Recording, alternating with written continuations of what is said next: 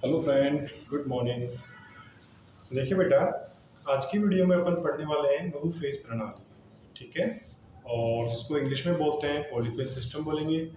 तो बहुफेज प्रणाली होती क्या है और इसकी आवश्यकता अपन को क्यों पड़ती है, इसके बारे में चर्चा करेंगे। तो आइए स्टार्ट करते हैं आज का एक नया टॉपिक, बहुफेज प्रणाली। ठीक है।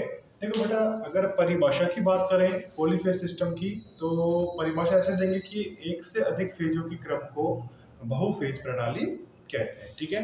क्या कहेंगे कि एक से अधिक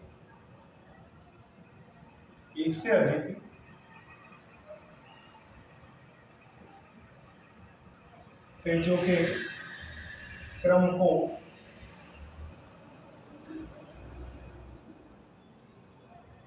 बहुफेज प्रणाली कहते हैं। ठीक है भाई, एक से अधिक फेजों की संख्या को या एक से अधिक फेजों के क्रम को क्या कहते हैं, बहुफेज प्रणाली कहते हैं। ठीक है।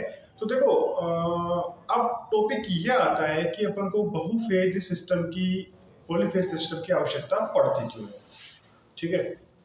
देखिए भाई, क्या होता है कि अपने दैनिक दिनचर्या में अपन कुछ ऐसे काम होते हैं जो घरेलू स्तर पर या कोई छोटे स्तर पर अपन उनको करते हैं। जैसे सिंगल फेज की मोटर से पानी खींचना। ठीक है। या फिर मान लीजिए वो सिंगल फेज की कोई छोटी मोटर अपन चला रहे हैं। तो अब अपन को मान लीजिए कोई हैवी वर्क करना है, अपन को कोई हैवी वर्क करना है, या अपन को कोई जैसे अपने कोई उद्योगशाला है उसको अपन बना रहे हैं, अपन को वहां पर एक से अधिक मशीनों को, मोटरों को चलाने की जरूरत पड़ रही है। ठीक है। तो इस कंडीशन में क्या होता है, अपन को वहां पर अधिक पावर की सप्लाई की आवश्यकता पड़ेगी। ठीक है। तो अपन वहां क्या करते हैं, उन चीजों की पूर्ति अपन सिंगल फेज सप्लाई से नहीं कर सकते। तो अपन को क्या करता है, वहां पर थ्री फेज सप्लाई की आवश्यकता अपन को पड़ती है। ठीक है। तो ये तो देखो इसकी आवश्यकता वाली बात है। अब वो काम सिंगल फेज से हो सकता था या नहीं हो सकता था। ठीक है। तो देखो क्या होता है, सिंगल फेज सप्लाई अपने एक छोटे स्तर पर अपन को पूर्ति कर देगी, मगर वो बड़े, अगर अपन को कोई पूर्ति करनी है, बड़ी मशीनों को अगर चलाना है अपन को, तो वो सिंगल फेज सप्लाई से संभव नहीं होता है। ठीक है। इसलिए अपन क्या करते हैं, थ्री फेज सप्लाई की आवश्यकता अपन को पड़ती है। ठीक है। तो अपन आज के टॉपिक में यही पढ़ेंगे कि भाई बहुफेज प्रणाली किसे कहते हैं, कितने प्रकार की होती है और कहाँ कहाँ इसका उपयोग किया जाता है, और कैसे इसको बनाएंगे, कितने क्रम में इसको बनाते हैं। ठीक है। तो देखिए, देखो बेटा, सबसे पहले तो आपको पता होना चाहिए कि आपके जो घरों में आती है ना, वो सिंगल फेज सप्लाई आती है। घरों में सिंगल फेज सप्लाई आती है। ठीक है। कहीं कहीं ऐसे भी होता है कि जो थ्री फेज सप्लाई को भी यूज करते हैं। ठीक है। बट ज्यादातर क्या होता है, घरों में अपन सिंगल फेज सप्लाई काम में लेते हैं, जहां पर एक फेज मिलता है अपन को, एक अपन को न्यूट्रल मिलता है। एक फेज मिलता है, एक अपन क्या मिलता है, न्यूट्रल मिलता है, और एक अपन अर्थ का यूज भी करते हैं। ठीक है। एक फेज होता है, एक न्यूट्रल होता है, एक अर्थ होता है। जो फेज होता है ये लाल क्रम का होता है, लाल तार का अपन यूज करते हैं। न्यूट्रल अपना काला होता है, और जो अपना अर्थ होता है ये अपना हरा रंग का होता है। इसको अपन आवश्यकता, इसको ध्यान रखेंगे। सिंगल फेज की बात करते हैं अपन। ठीक है। अब देखो भाई, क्या हुआ, जब अपन को आवश्यकता पड़ रही है तो अपन फेजों को कन्वर्ट कर रहे हैं, यानी कि अपन को फेज अपन को ज्यादा चाहिए। तो अपना क्या हुआ भाई, घरों में अपन सिंगल फेज काम ले लिया। अब अपन को कोई औद्योगिक काम करना है, औद्योगिक काम करना है, तो अपन को वहां पर फेजों को बढ़ाना पड़ेगा। ठीक है। तो जो फेज बढ़ा रहे हैं ना अपन, देखो ये सिंगल फेज भी हो सकता है, ये दो फेज, 3, 4, 6, 9, 12, ये सभी फेजों के क्रम हो सकते हैं। ठीक है भाई। जो ये सिंगल फेज होता है, इसके बारे में मैंने आपको बताया, एक हरा रंग, एक लाल, एक काला, ये होता है अपन साधारण, जो अपन घरों में काम में लेते हैं। ठीक है। एक होता है बेटा दो फेज। ठीक है। और एक होता है तीन फेज। अपन ज्यादातर जो काम में लेते हैं ना, वो थ्री फेज सप्लाई को काम में लेते हैं। ठीक है। किसको काम में लेंगे, अपन थ्री फेज सप्लाई को काम में लेते हैं, क्योंकि इस क्रम में क्या होता है कि अपन को जो वोल्टेज है ना, वो बढ़ के मिल रही है। आप ये समझिए, ये अंडरवुड 3 गुना आपको वोल्टेज मिल रही है। इसकी बात करूंगा तो अंडरवुड 2 गुना आपको वोल्टेज मिलती है। तो जैसे जैसे अपन फेजों का क्रम बढ़ा रहे हैं, आपको वोल्टेज का मान भी वहां पर कुछ बढ़ता है। ठीक है। तो देखिए, आगे देखते हैं इसको। देखो सबसे पहले अपन बात करते हैं भाई, आपको सिंगल फेज और थ्री फेज इन दोनों की तुलना करनी है कि सिंगल फेज का अपन उपयोग कर रहे थे तो अपन को थ्री फेज की आवश्यकता क्यों पड़ी, अपने क्या वो जो काम हो रहे हैं या जो अपन को जो काम करने हैं क्या वो सिंगल फेज सप्लाई से पूर्ण नहीं हो पाते। ठीक है, तो अपन को उस टॉपिक का आधार पर उसकी जानेंगे। देखो दोनों में तुलना करते हैं अपन, भाई ये सिंगल फेज की तुलना हो गई, ये अपन के थ्री फेज की तुलना हो गई। ठीक है, सबसे पहला पॉइंट देखो बेटा, जो सिंगल फेज की जो मोटरें होती है ना वो सेल्फ स्टार्ट नहीं होती, सेल्फ स्टार्ट नहीं होती। ध्यान रखना, पहला पॉइंट, सिंगल फेज की जो भी मोटरें होंगी वो मोटरें सेल्फ स्टार्ट नहीं होती है। उनको सेल्फ स्टार्ट करने के लिए अपन को फेज विभक्त किया जाता है, उसके लिए अपन कैपेसिटर यूज करते हैं, जो आप किसी वाइंडिंग के श्रेणी क्रम में एक संधारित्र जोड़ते हैं, संधारित्र जोड़ने के बाद आप उसका फेज विभक्त करते हैं और आपकी मोटर रनिंग करती है। ठीक है, थ्री फेज में क्या होता है बेटा, थ्री फेज में मोटर सेल्फ स्टार्ट प्राप्त हो जाती है, थ्री फेज में मोटर सेल्फ स्टार्ट होती है। यहां पर मोटर सेल्फ स्टार्ट होती है। ठीक है, दूसरा अंतर, यहां पे जो भी मशीनें आती हैं उनकी दक्षता कम होती है, दक्षता कम प्राप्त होती है। यहां पर जो भी मशीनें आप काम में लोगे उनकी दक्षता आपको अधिक प्राप्त होगी। ठीक है, दूसरा अगला देखेंगे, इस क्रम में जो भी आप मशीन मोटर काम में लोगे उनका टॉर्क भी कम है। ठीक है, जबकि यहां पर आपको टॉर्क अधिक प्राप्त होता है। ठीक है, अगला अगर अपन देखें तो सिंगल एचपी की तुलना में, मान लीजिए आपको समान समान पावर की मोटरें अपने काम में ले रहे हो, ठीक है, तो क्या होता है सिंगल फेज की तुलना में अगर आपको थ्री फेज मोटर का इस्तेमाल करते हैं, मशीन का इस्तेमाल करते हैं, तो उसका आकार भी देखा जाए तो आकार भी यहाँ पर क्या होता है, आकार भी छोटा ही प्राप्त होता है, आकार छोटा प्राप्त होता है, जबकि यहाँ पर आपको जो आकार मिलता है ना वो बड़ा मिलेगा। ठीक है, कहने का मतलब ये है कि इसकी तुलना में इसका जो साइज होगा, इस मशीन का जो साइज होता है वो क्या होता है, छोटा होता है, तो बराबर होगा या फिर छोटा ही होगा, बड़ा नहीं होता। और देखिए यहां पर मोटरों को समांतर क्रम में चलाना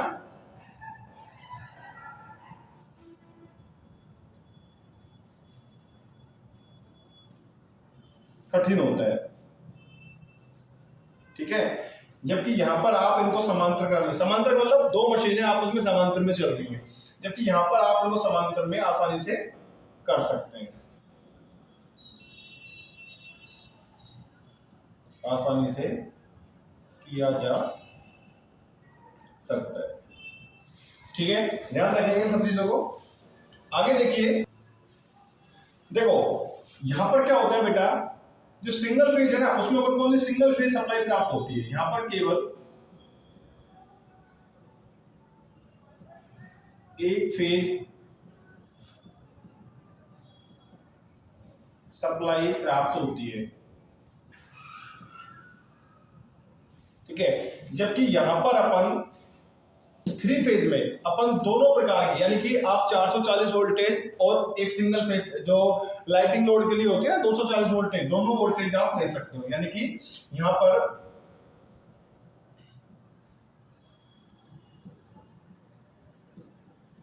थ्री फेज सप्लाई व सिंगल फेज सप्लाई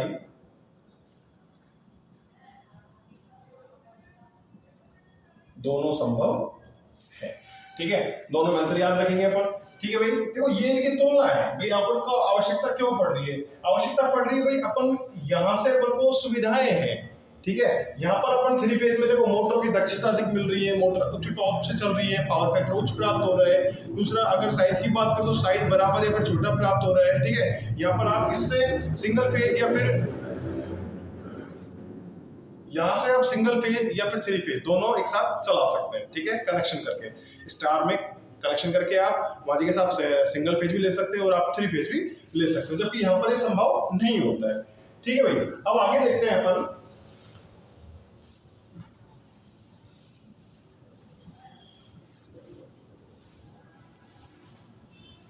देखिए अब आगे बढ़ते हैं अपन टू फेज प्रणाली।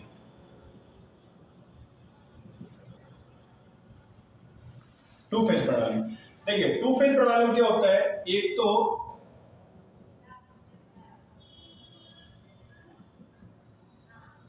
दोनों फेजों के मध्य 90 डिग्री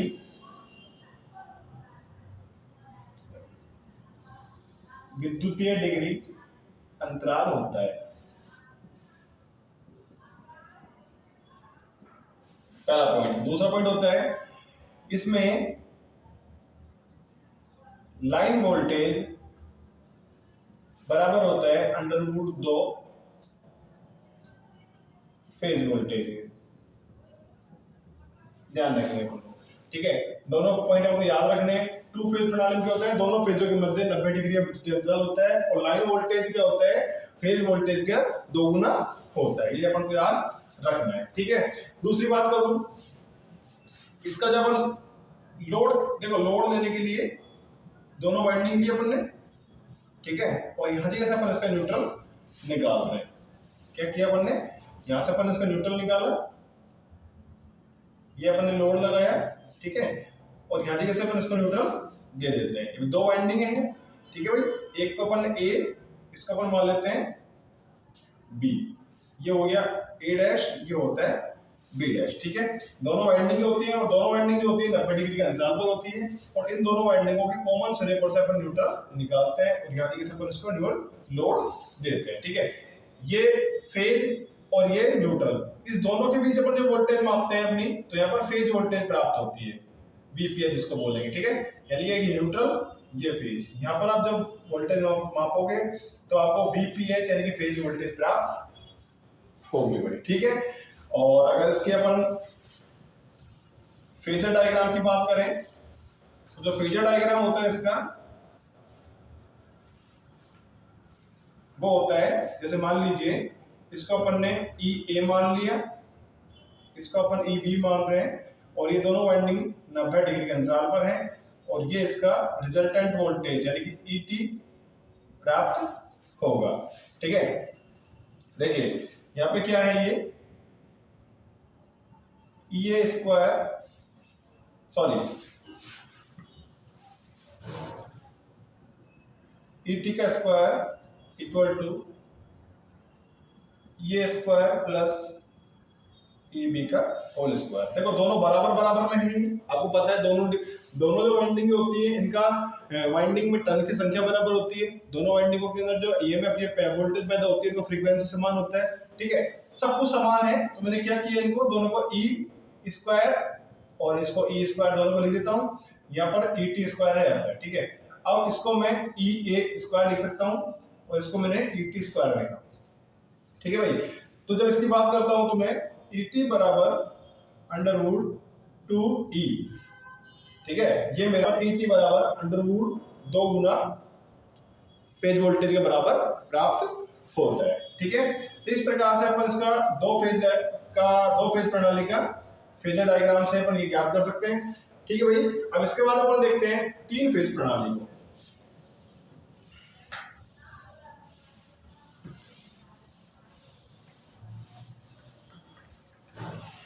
देखिए तीन फेज प्रणाली,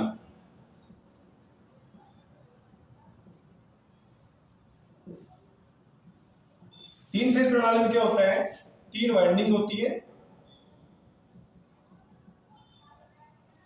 या तीन फेज होते हैं, ध्यान रखना, तीन वाइंडिंग होती है, तीन फेज, ठीक है, और तीनों 120 डिग्री के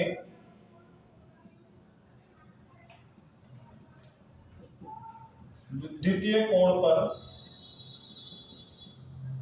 स्थापित होते हैं, ठीक है, और तीनों फेजों को आर वाई बी क्रम से दर्शाते हैं। ध्यान रखना इन पॉइंटों को, ठीक है। और इनके क्रम जांच करने के लिए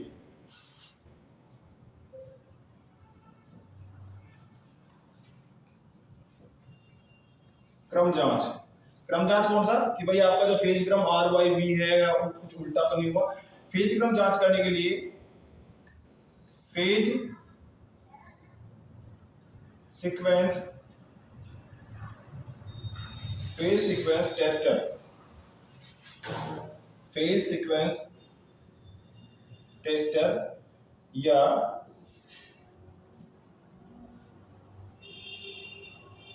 फेज इंडिकेटर का भी उपयोग करते हैं। ठीक है, ध्यान रखना इनको। ठीक है भाई, इसी को ध्यान रखेंगे आप। 3 फेज होते हैं, तीनों फेज वाइंडिंग या तीनों फेज जो होते हैं 120 डिग्री की विद्युत अंतराल पर होते हैं। और दूसरी बात, तीनों फेजों में वोल्टेज बराबर होती है, वोल्टेज समान, ठीक है, फ्रीक्वेंसी समान, ठीक है, और टर्न भी समान होते हैं। क्लियर, ध्यान रखेंगे इन चीजों को। अब देखिए आगे देखते हैं अपन। अच्छा एक चीज और है, इसके अंदर जो लाइन वोल्टेज होती है VL, वो आपकी फेज वोल्टेज की 3 गुना होती है। कितनी होती है? VPH, यानी कि फेज वोल्टेज की 3 गुना प्राप्त आपको वोल्टेज होगी भाई। ठीक है, अब देखिए आगे देखते हैं।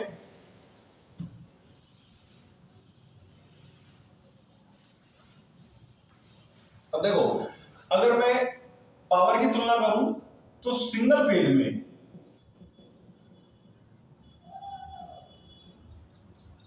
फेज में पावर P बराबर V गुणा I कोस फाई प्राप्त होती है। ठीक है, और अगर 3 फेज की बात करता हूं मैं तो P बराबर √3 VPH गुणा IPH कोस फाई होती है। और दूसरी बात, अगर P बराबर VL IL कोस फाई होगी, यानी कि अगर आपसे फेज के संबंध में पूछेगा तो आप √3 VPH IPH कोस फाई होती है, और अगर लोड के संबंध में पूछे, लाइन के संबंध में पूछे आपसे, तो P बराबर √3 VL IL कोस फाई होती है। ये आपकी तीन फेज में पावर होगी। ठीक है, और सिंगल फेज की बात करें तो P बराबर V गुणा I कोस फाई आपकी पावर होती है। ठीक है, अब आगे देखते हैं अपन, ध्यान में रखेंगे इन टॉपिकों को। अब देखो, अब जो आपके 3 फेज सप्लाई है ना, इस 3 फेज सप्लाई को अपन भाई एक तो स्टार कनेक्शन से और एक डेल्टा कनेक्शन से, इस प्रकार कनेक्शन से इसको अपन ले सकते हैं। ठीक है, तो देखो इसमें अपन 2 प्रकार के संयोजन पढ़ते हैं। ठीक है, एक को बोलते हैं स्टार संयोजन, ठीक है, और एक को बोलते हैं डेल्टा संयोजन, जिसको लूप संयोजन भी कहते हैं। ठीक है, अब देखिए, सबसे पहले देखिए,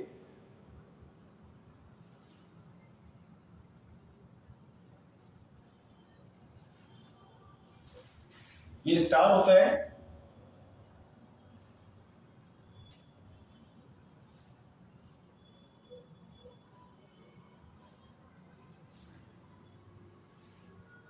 ये डेल्टा का होता है, RYB, इधर से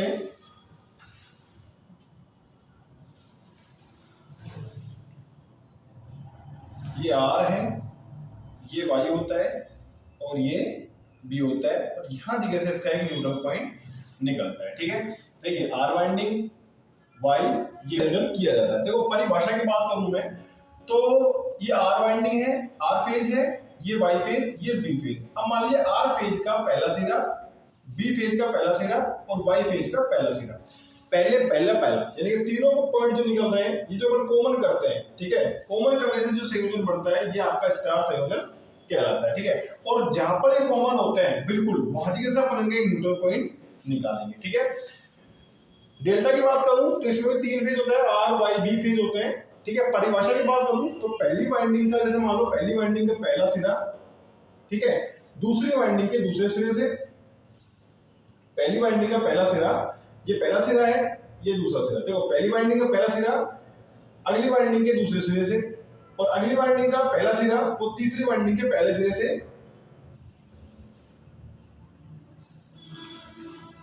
जुड़ा हुआ हो, ये आपका डेल्टा संयोजन कहलाता है। अंतर क्या होता है, स्टार संयोजन में अपन को हमेशा न्यूट्रल प्राप्त होते हैं, जबकि डेल्टा संयोजन में आपको न्यूट्रल प्राप्त नहीं होता। ठीक है, स्टार संयोजन से आप दोनों प्रकार के लोड ले सकते हो, पावर लोड, पावर सप्लाई व लाइट लोड। ठीक है, दोनों प्रकार की सप्लाई ले सकते हो, जहां पर ओनली आपको पावर लोड ही प्राप्त, पावर सप्लाई ही प्राप्त होती है, क्योंकि आपको न्यूट्रल प्राप्त नहीं होता। ठीक है, अब देखिए एक फेज एक न्यूट्रल, जब आप यहां पर अपन फेज मापते हैं, वोल्टेज मापते हैं, तो आपको वीपीएच प्राप्त होती है, जो कि आपकी 230-40 वोल्टेज प्राप्त होगी। ठीक है, एक फेज एक न्यूट्रल के मध्य नापी गई वोल्टेज फेज वोल्टेज कहलाएगी। क्लियर, एक फेज ये आर और एक फेज मान लीजिए वाई, दोनों फेजों के ये दोनों लाइनों के मध्य नापी गई वोल्टेज आपकी लाइन वोल्टेज कहलाएगी। क्लियर, सेम कंडीशन यहां पर है, एक लाइन आर एक लाइन वाई, दोनों लाइनों के मध्य नापी गई वोल्टेज आपकी लाइन वोल्टेज कहलाती है। ठीक है, इसी प्रकार से करंट की इक्वेशन वो होती है परिभाषा कि एक फेज न्यूट्रल के बीच नापी गई करंट लाइन करंट, दो लाइन के बीच नापी गई करंट लाइन करंट होती है। ठीक है, दूसरी बात, ये जो आपका न्यूट्रल होता है ना, ये बैलेंस कंडीशन में होना चाहिए। ठीक है, इसको एक जैसे अपन अलग से अर्थ भी करते हैं। ठीक है, दूसरी बात, अब देखिए इसके अंदर जो लाइन करंट और फेज करंट का मान होता है ना, कैसे होता है, इसके अंदर आईएल यानी कि लाइन करंट बराबर फेज वोल्टेज फेज करंट के बराबर होती है। ठीक है, ऊपर लिख देता हूं मैं इसको, स्टार कनेक्शन में आईएल बराबर आईपीएच होता है, ध्यान रखना इसको, आईएल बराबर आईपीएच होता है, और यहां पर वीएल बराबर रूट 3 वीपीएच होगा स्टार में बात करेंगे तो। ठीक है, जब भी डेल्टा की बात करूं मैं, तो यहां पर डेल्टा में वीएल बराबर वीपीएच होता है, जबकि आईएल बराबर √3 आईपीएच होगा। ठीक है, इनका ऊपर ध्यान रखेंगे, आईएल बराबर आईपीएच, यहाँ वीएल बराबर वीपीएच होता है, यहाँ पर वीएल बराबर √3 वीपीएच, यानी कि लाइन वोल्टेज जो है ना वो फेज वोल्टेज की √3 गुना होती है। ठीक है, जबकि यहाँ पर क्या होता है, लाइन वोल्टेज फेज वोल्टेज के बराबर है, क्योंकि यहाँ पर लाइन करंट फेज करंट की √3 गुना होती है। ठीक है, ध्यान रखिए इसको। देखो बेटा, ये अपन याद रखेंगे भाई स्टार कनेक्शन डेल्टा संयोजन कैसे होता है। यहाँ पर लाइट लोड पावर लोड दोनों प्राप्त कर सकते हो, जबकि यहाँ पर ओनली पावर लोड प्राप्त होगा। ठीक है, यहाँ पर एक फेज न्यूट्रल के बीच नापी गई वोल्टेज फेज वोल्टेज है, एक लाइन और एक बी लाइन, दोनों लाइनों के मध्य नापी गई वोल्टेज आपकी लाइन वोल्टेज होती है। क्लियर है, ध्यान रखना इस टॉपिक को। अब देखिए आगे देखते हैं अपन,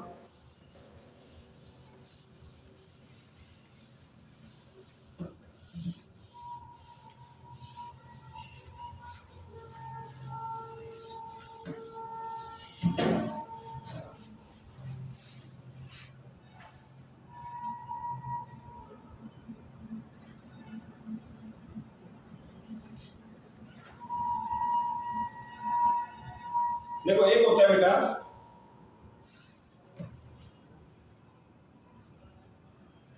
त्रिभुज के अकॉर्डिंग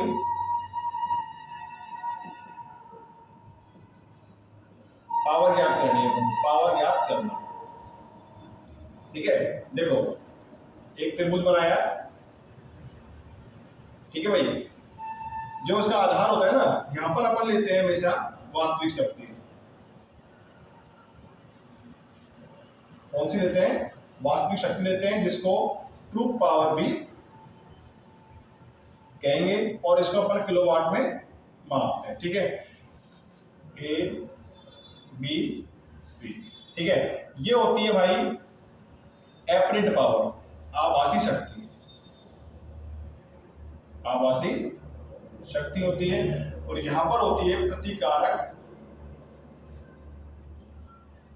शक्ति। ठीक है, इसको केवीए में नापते हैं अपन। ठीक है, और जो प्रतिकारक शक्ति होती है इसको अपन केवीएआर में नापते हैं। ठीक है, आभासी शक्ति, इसको एपरेंट पावर ही बोलते हैं इंग्लिश में, APPA एपरेंट पावर भी कहेंगे। ये केवीए जैसे अल्टरनेटर की ये वो अल्टरनेटर की किसमें मापेंगे, ट्रांसफार्मर किसमें मापते हैं, तो केवी में आता है। ठीक है, ये अपन अपने कोई मोटर होती है कितने एचपी की है, कितने पावर की है, वो अपनी वास्तविक शक्ति होती है। ठीक है, प्रतिकारक शक्ति जो होती है ना, उसको अपन रिएक्टिव पावर भी कहते हैं। क्या कहते हैं?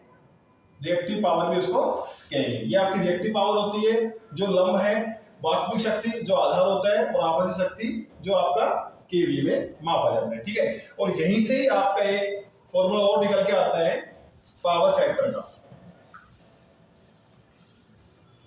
शक्ति गुणक जिसको अपन बोलते हैं।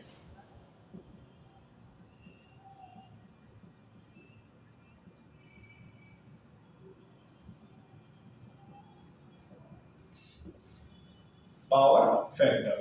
ठीक है, परिभाषा की बात करूं तो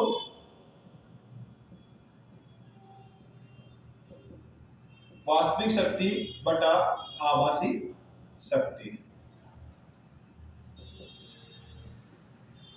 ठीक है, पावर फैक्टर वास्तविक शक्ति बटा आभासी शक्ति। वास्तविक शक्ति की देखें तो किलोवाट और आभासी शक्ति को देखें तो केवी। ये पावर फैक्टर का फॉर्मूला होता है। ठीक है, जो मैंने बताया 3 फेज जो प्रणाली है उसके अंदर पावर फैक्टर का मान उच्च होता है, जबकि सिंगल फेज की बात करें तो पावर फैक्टर का मान भी निम्न होता है। ये पावर फैक्टर होता है वास्तविक शक्ति बटा आभासी शक्ति, जिसको अपन किलोवाट और केवीए में दर्शाते हैं। इसकी कोई इकाई होती नहीं है। पावर फैक्टर का मान इस फॉर्मूले से अपन निकाल सकते हैं।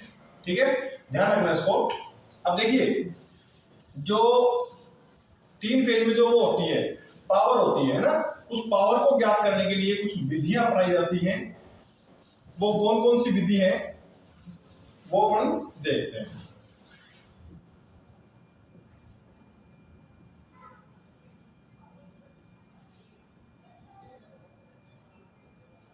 वाट मीटर से पावर ज्ञात करना। देखो, वाट मीटर से पावर ज्ञात करना है, इसके लिए 3 विधि होती है। एक तो होता है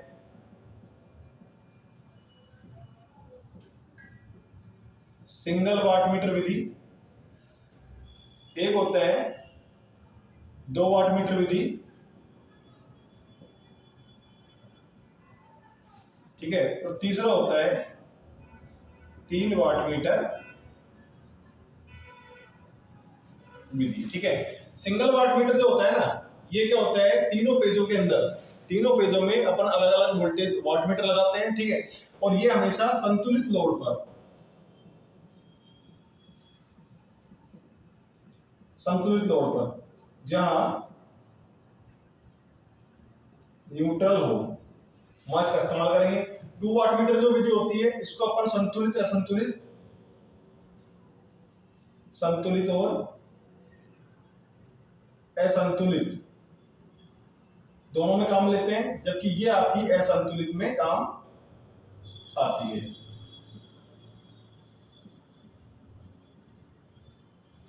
ठीक है, ध्यान रखना इसको। सिंगल वाट मीटर विधि का उपयोग कहां करते हैं अपन? संतुलित तौर पर करते हैं। 2 वाट मीटर विधि का अपन संतुलित असंतुलित दोनों पर करते हैं। 3 वाट मीटर विधि जो होती है आपकी, वो असंतुलित तौर पर काम में आती है। ठीक है, अब देखो इनके बारे में डिटेल से पढ़ते हैं थोड़ा सा अपन।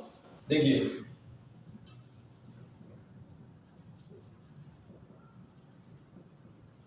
सिंगल वाट मीटर विधि में क्या होता है भाई, यहां अपन जैसे स्टार कनेक्शन बनाया अपन ने, ठीक है, यहाँ न्यूट्रल होता है। ठीक है, यहाँ पर अपन ने एक करंट कॉइल, एक प्रेशर कॉइल है, यहाँ अपन ने वाट मीटर W1 लगा रखा है। ठीक है, इसी प्रकार से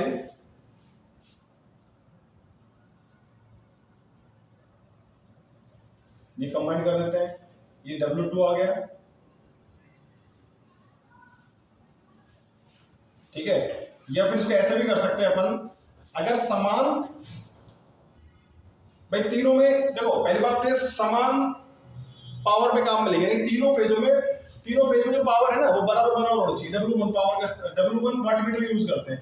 यहाँ पर जो आपकी पावर बराबर जो होती है ना, वो आपकी जैसे W1 बराबर, सॉरी, जो यहाँ पे पावर होती है P बराबर W1 गुणा 3, ऐसे समझो उसको आप।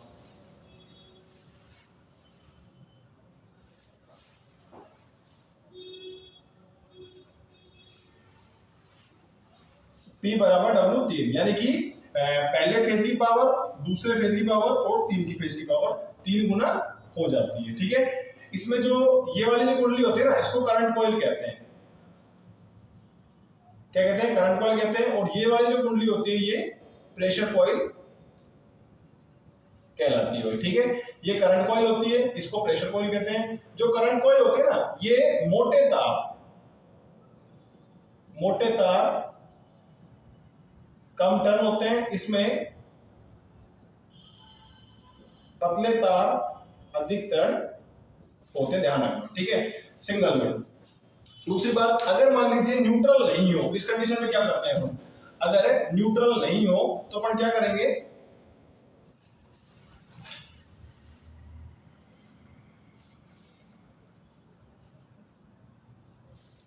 न्यूट्रल नहीं होने की अवस्था में जो प्रेशर कॉइल होते हैं ना, प्रेशर कॉइल के साथ दो रेजिस्टेंस निकालते हैं। ठीक है, और उनको अलग अलग फेजों में जोड़ दिया जाता है। ठीक है, इस प्रकार से आपकी पावर इसमें क्या होती है, ध्यान रखना। ठीक है, ये सिंगल वाट मीटर है, यानी कि संतुलित अवस्था में आपको लोड मापना हो तो आप सिंगल वाट मीटर मेथड का उपयोग करेंगे। ठीक है, इसके बाद अपन देखते हैं अगला। देखो 3 वाट मीटर की बात करेंगे तो 3 वाट मीटर में क्या है?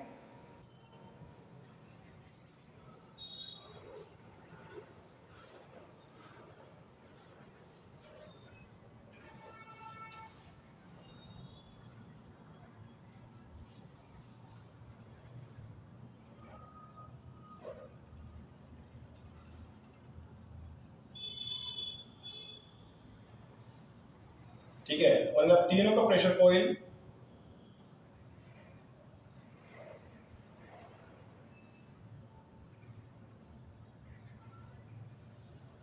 कॉमन हो जाता है। ठीक है, ये W1, ये W2 और ये आपका W3 हो जाता है। W1, W2, W3। ठीक है, इसका प्रेशर कॉइल, इसका प्रेशर कॉइल, इसका प्रेशर कॉइल, तीनों आपके न्यूट्रल पे कॉमन हो जाते हैं। इस प्रकार से आप 3 वाट मीटर का उपयोग करते हो। ठीक है भाई, ये असंतुलित लोड में इसका इस्तेमाल करते हैं। ठीक है, और 2 वाट मीटर विधि में क्या होता है? 2 वाट मीटर विधि जो होती है ना, उसका इस्तेमाल अपन करते हैं संतुलित और असंतुलित दोनों प्रकार की पावर ज्ञात करने के लिए इसका इस्तेमाल किया जाता है। ठीक है,